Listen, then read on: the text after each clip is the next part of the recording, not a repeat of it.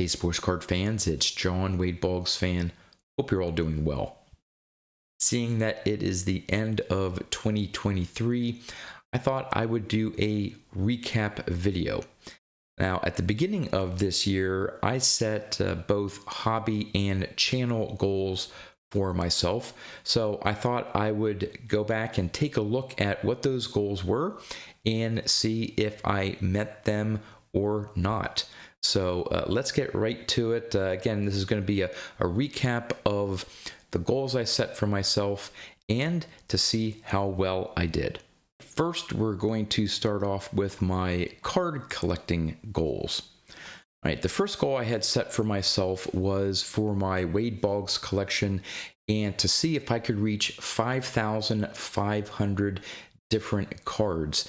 When I started 2023, I was a little over 5,400, and if you watched my previous video, you know that I just hit that mark and I was able to get to 5,500 different Wade Boggs cards in my collection. Really happy I was able to meet that goal. It took a lot of effort the last couple months of the year, but I was able to do it. The next goal I had set for myself was to add 75 more PSA vintage cards to my collection. I think I started the year off with around 300, so that would have put my total collection at 375. Didn't quite meet that. I did pick up 53 vintage cards, which again is still a good year for me in my books. Just didn't reach that 75 target. The next one is I wanted to complete the Kari Stremski basic tops run. Well, not only was I able to complete that, but I also completed the Kari Stremski basic run, which also included the Donruss and Flair cards on the PSA registry. So I was able to do both. Really happy. That was my first player run. And so really excited to accomplish that for the year. Now, the next one, my 100 cards for $100,000 list. I wanted to add 10 more. I started 2023 with 30. I believe. And not only did I add 10, but I added 15. So I'm going to take a break here from this, sort of turn the camera around and show off the 15 cards that I was able to add to my 100 cards for $100,000 list. All right, I'm going to show these cards off in the order that I acquired them. And the first one that I picked up in 2023 was the 69 Topps Kari Stremski. This one was a little bit difficult for me to find with the condition that I wanted it. A lot of print issues, print marks on it, but I found a really nice PSA 7 copy. That was the first one. The next one was 1962 Topps Hank Aaron. Picked this up in a PSA 4. Love the centering on it. Love the image of Hank Aaron. The next one I picked up on the list was another 62 Topps and went toward my Kari Stremski run. It's the 62 Topps Kari Stremski in a PSA 6. Following up on that was one that again was somewhat of one of the low-hanging fruit ones, but just didn't pull the trigger, but I did this year. It's the 75 Topps Robin Yount rookie card. Picked this up in a PSA 6.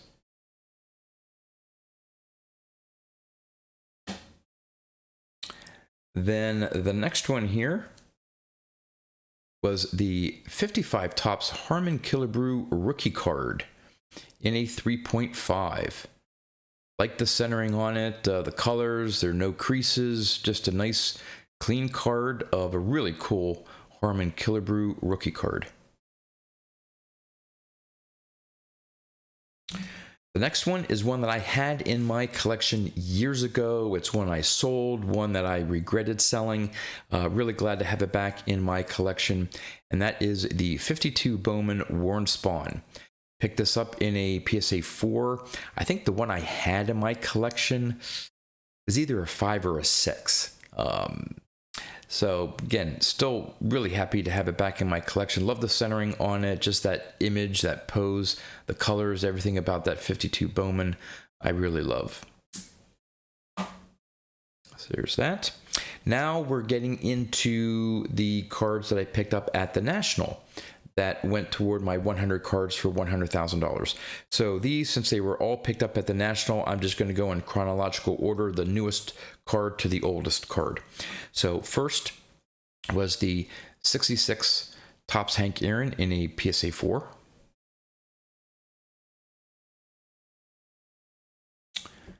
Then the 65 Topps Joe Morgan rookie card in a PSA 5.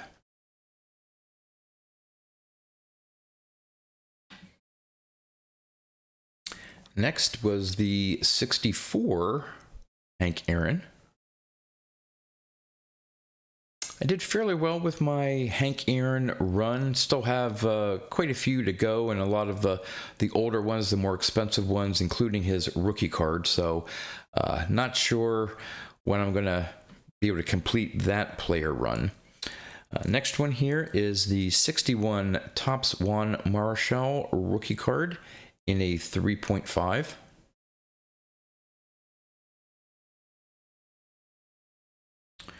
Next, another Hank Aaron, the 59 in a PSA 4. Again, other than some corner wear, it's not perfectly centered, but it's darn close. Really like that 59. Then we're getting into some of the big boys that I picked up. The first one here was one that was a backup. I've told the story many times. It was a backup plan to the card that I really wanted.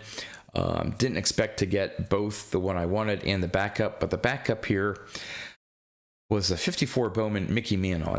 Now it is a PSA 1.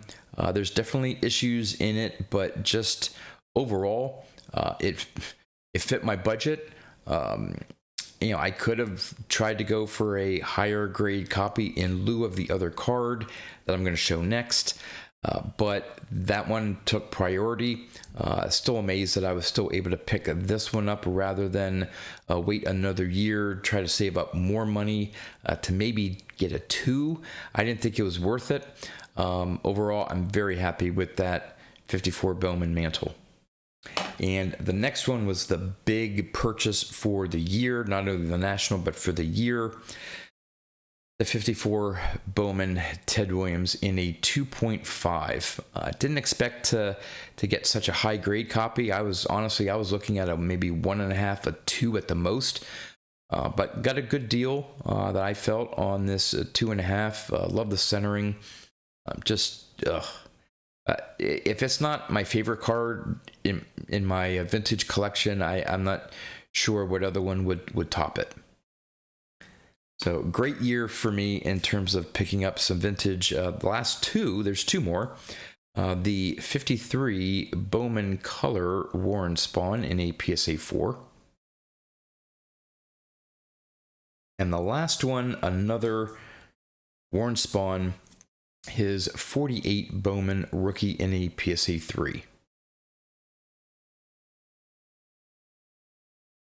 Back to the goals here. The next goal that I had for myself was to reach 85% completion of the 1978 Topps set that I am working on, and I'm happy to say that I reached exactly 85%. Of the 726 cards in the set, I now have 620, so I'm only missing 106. There are some Hall of Famers. The Eddie Murray rookie card is one I need to pick up, and this is an ungraded set. So I should be able to find some of those on eBay and not have to pick them up at shows. For some of the other common cards, I may have to wait maybe at Strongsville next year. Maybe the National will be able to pick up a little bit more and try to get closer to completing the 78 top set. The next goal I had was to complete the 1978 Hall of Fame PSA registry set.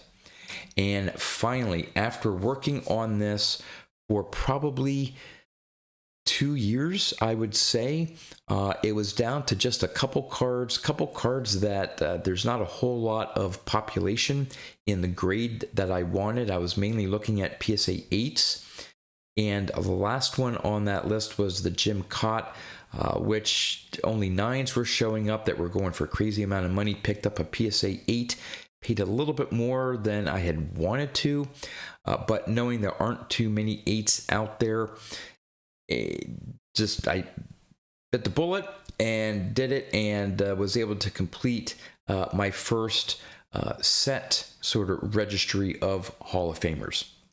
All right, a few more goals that I had for 2023 is I was looking through my list of vintage cards, and I noticed that there were 4 years that I didn't have a single PSA graded card.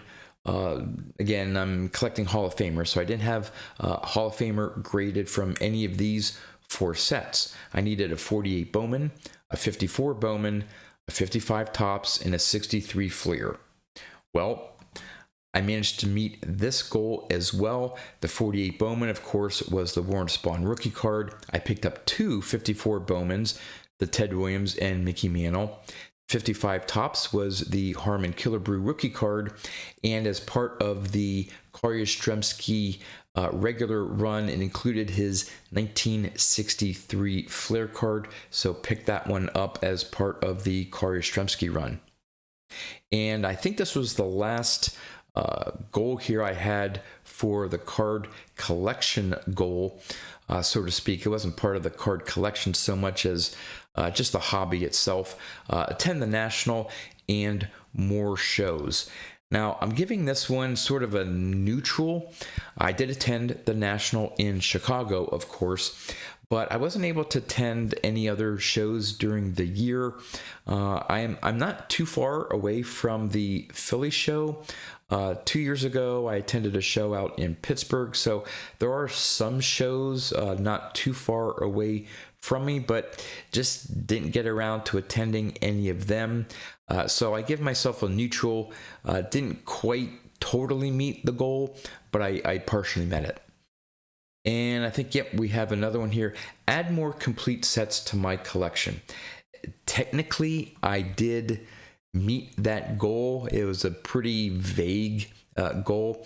I did pick up the 2022 Topps base set.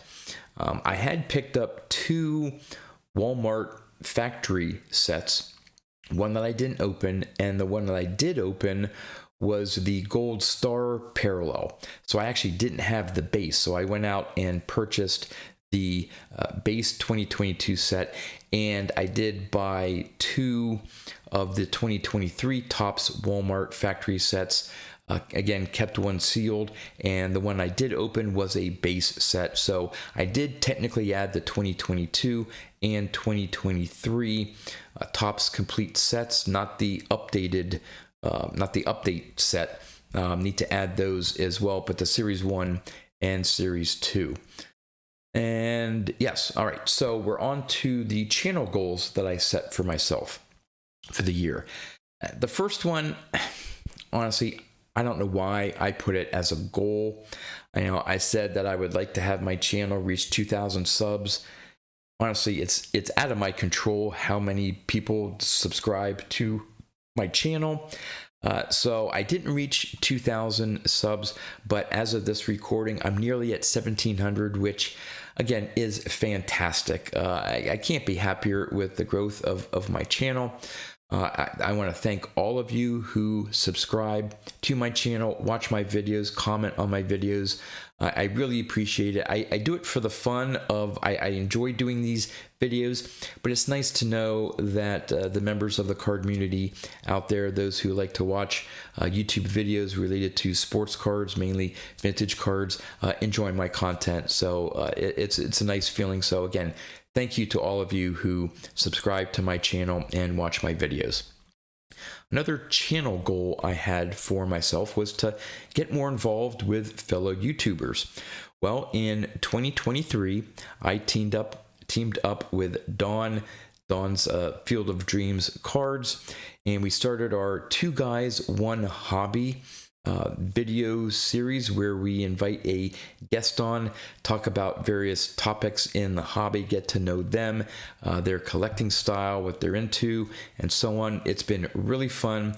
Hoping that'll continue into 2024 as long as Dawn can put up with me.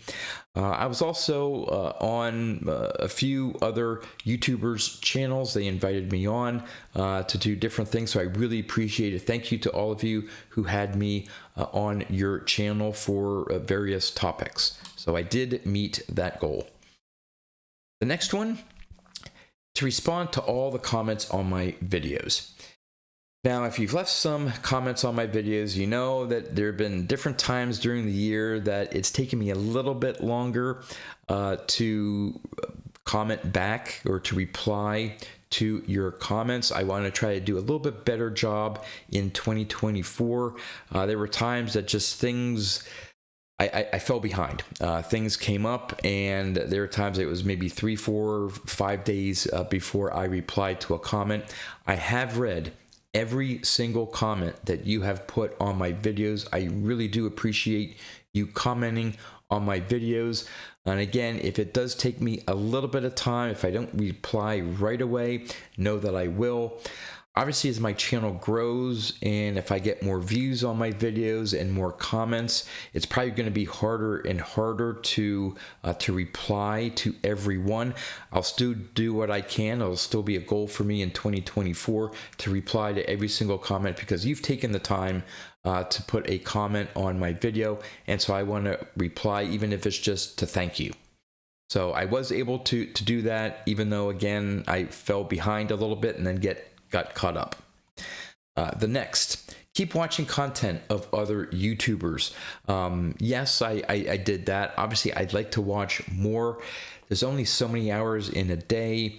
I have work. Once I get home, I have other responsibilities.